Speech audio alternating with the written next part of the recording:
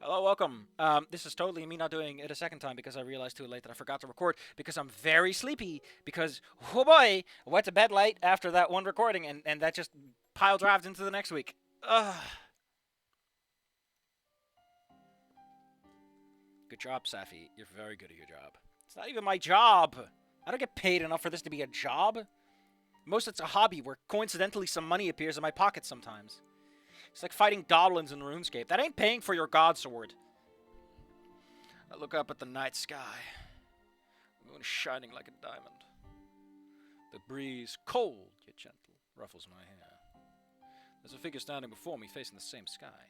The girl is looking up, her eyes glittering, her wings spread out. She wished that her wings could take her to that moon. Her elegant figure dazzles me. The beauty of an angel too pure for this world. Am I in a dream? She turns to me, smiling gently. Her eyes are wet, but she's not crying. Not anymore. Thank you. As she says that, my heart skips a beat. I want to embrace her. I want to give her everything. I love her. The moon is truly beautiful tonight. And as I did last time, No, we're not doing that twice. It's like you gotta do it with your stomach, I've been told. Not that I've ever taken any singing classes. Wait, was that a title card I completely zonked out on because my brain is like 99% absent? Hell yeah, we got a fucking title card! Yeah, baby! Damn Skippy.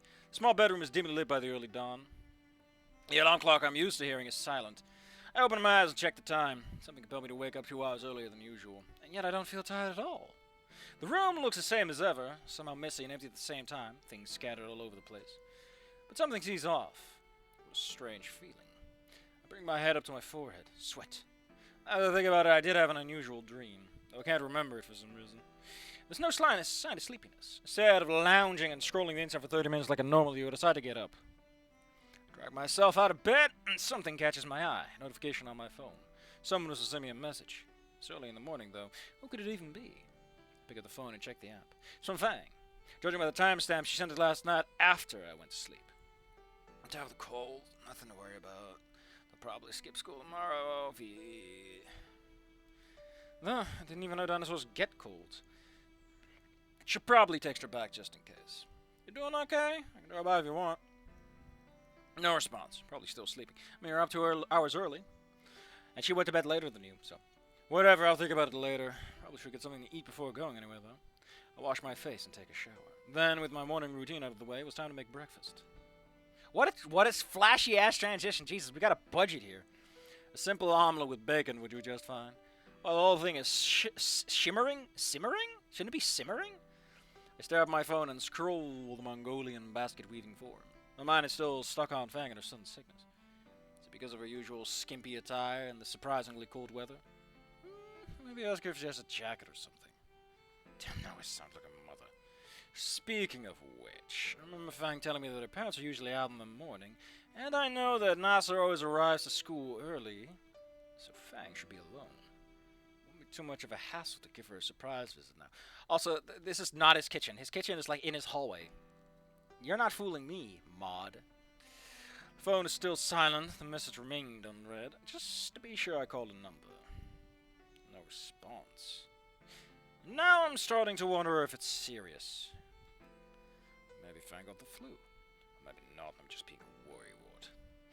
As my thoughts continued to race in all kinds of directions, breakfast was finally ready. I think I burnt it. How the hell do you burn bacon and eggs? Guess it's gonna be that kind of day. Yeah, well, the kind of day where you burn your bacon. Pick up my bags and check the contents. Writing utensils, note for the day, student ID, and a lunch card. Yeah, everything's in place. So as I take my phone, I consider how to go about this morning. Oh wow, we're just fucking dive bombing into choices. God damn, you can't just do that to a man like me. What the hell are you doing? Oh, I'm sorry. We're getting entire fucking what?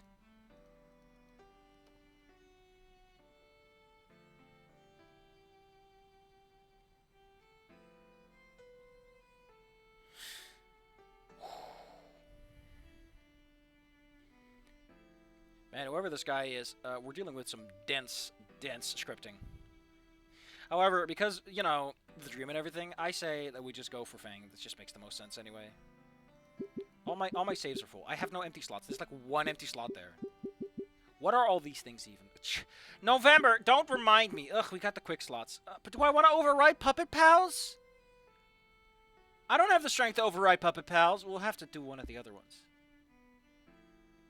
I didn't even recall which mod this was. I'm just going to fit it. Yeah, for the piece of mail I really should drop by. I have about an hour to spare. If it's nothing serious. Even if it's nothing serious, I just want to see her again.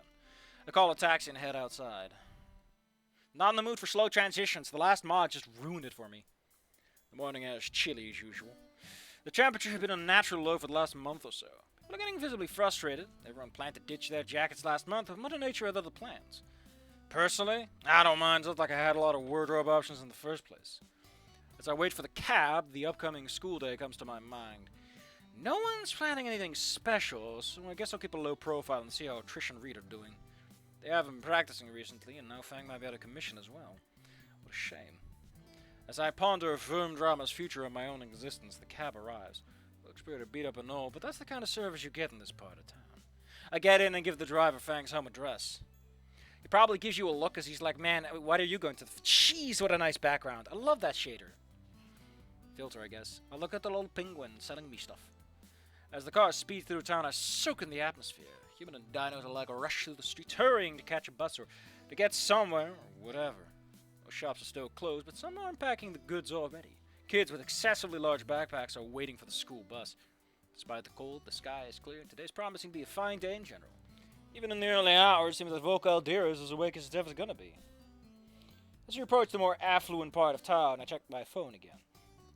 Still nothing. She hasn't been online since yesterday. Hope I won't disturb her too much.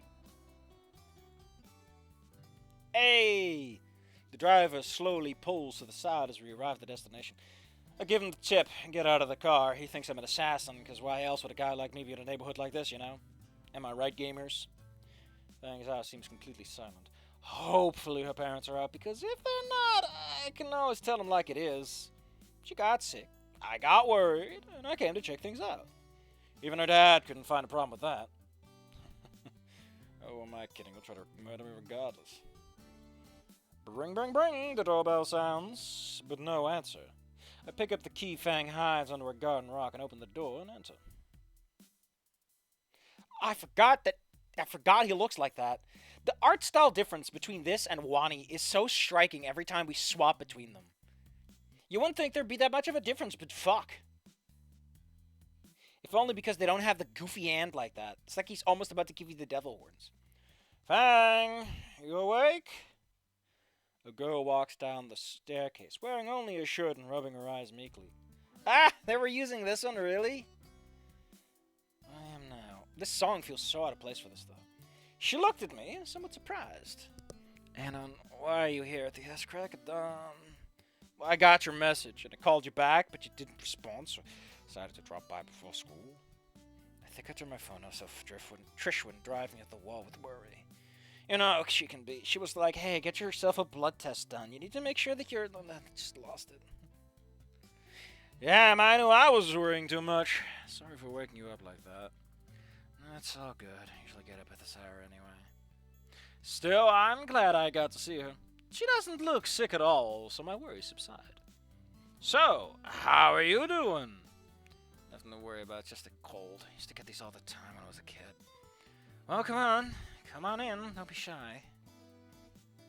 Wait a sec. First, I gotta get myself ready. As she hurries up the stairs, I close the door behind me and step into the living room.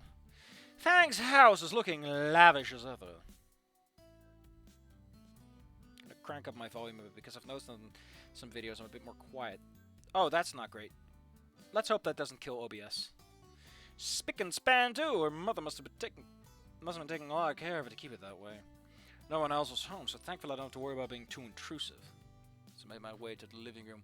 Family photos on the wall caught my eye. There's a picture of Nasser and Fang as kids. Nasser still had both wings intact.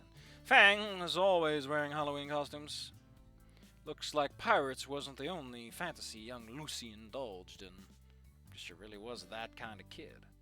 Head in the clouds, dreaming of silly things. I was that kind of kid as well. the way into junior high. For whatever reason, I pretended to be hikikomori with crippling social anxiety. Except I never had any, beyond basic introversion. Guess I just want the protagonist of that anime I watched. What was it called? NHK or something? Kids can have weird role models, but let's not dwell on painful memories. As I studied the old photo, a slightly hoarse voice called from up the stairs. I'm ready, get your ass up here. I walk up the familiar staircase and enter Fang's room. Why are they using that transition? It's as messy as ever. The air is still, and I see a mountain of medicine on the shelf above Fang's bed. Oh, the flag's gone. Come on, sit your butt down. Fang is now dressed in her classic punkish attire, obtaining a fresh new cold, I see.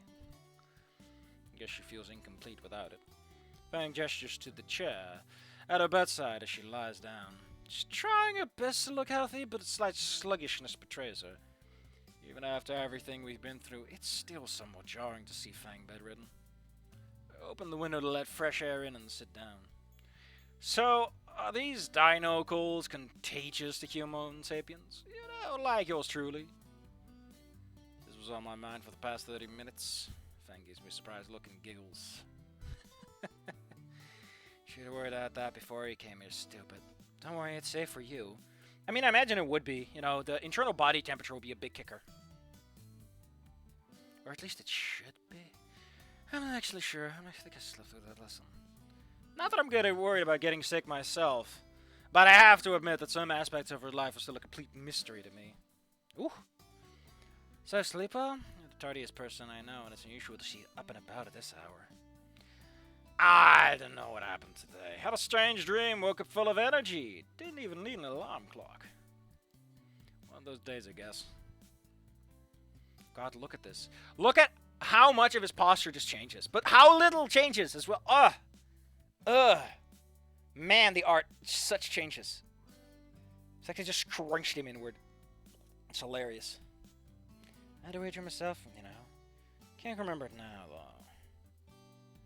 She tilted her head to the side, deep in thought. How's the healing going, anyway? I've been sick since last night, Dumbo. My mom gave her the usual meds, and I'm resting. Like I said, it's gonna be fine. You said you've been getting these colds since you were a kid. Yeah, it was around this time, too. Might not look like it now, but it's a bit of a sickly kid. I ponder if her usual pale and thin complexion still constitutes as sickly. And then Fang suddenly perks up. Hey, why don't you stay for a bit? Mom won't be back for at least a few more hours. Let's have some fun. Pass me the guitar. Fang's eyes lit up as she pointed at the instruments on the floor. She definitely wanted me to stay. Man, like I said, I'm tired.